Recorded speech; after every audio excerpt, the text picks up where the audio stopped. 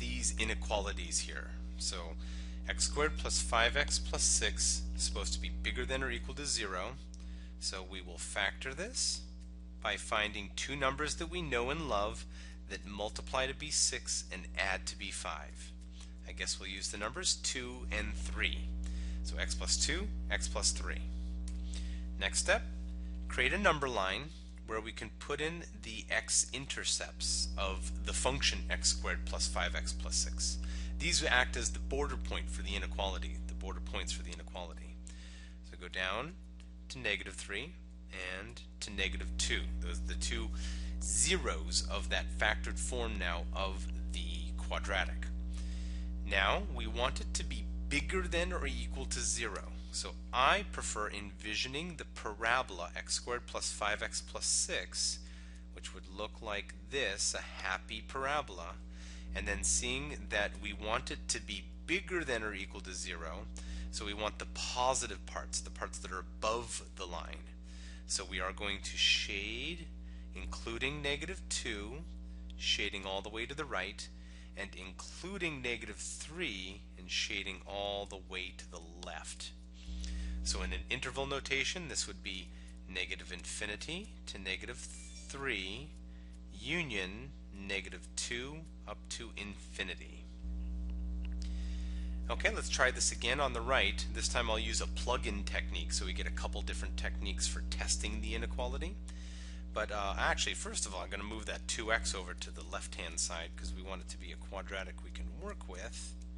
So x squared minus 2x is less than 0.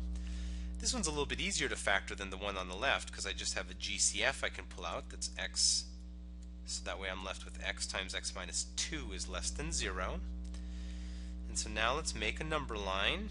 That's supposed to be green because it doesn't matter. But there's a number line. And the two places where that expression would yield zeros would be at the number 0 and at the number 2.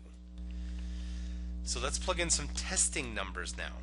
Choose a number that's less than 0, for example -1, and notice if we were to plug this into the expression, any of these expressions actually, let's plug it all the way into the top, we would see -1 squared less than 2 times -1, which is -2.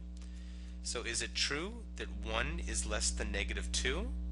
No, it's not. So we do not shade that part of the graph.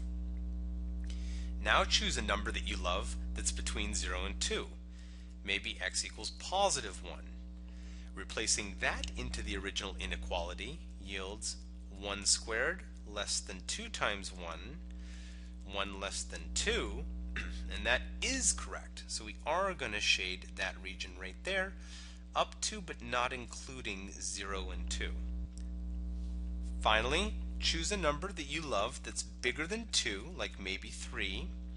Notice 3 squared is 9, and 2 times 3 is 6, and 9 is not less than 6, so we also don't shade over on that end. So the final answer in an interval notation would be starting from 0 and ending at 2. So why don't you pause the video and try this one actually on your own. And assuming you gave it a shot here, I'm going to simply add 12 to both sides, so that way I'm getting a nice quadratic that I can factor. X squared minus 8x plus 12 is less than 0. Then I'm going to perform my factoring. I need two beautiful numbers that are going to multiply to 12 and add to -8.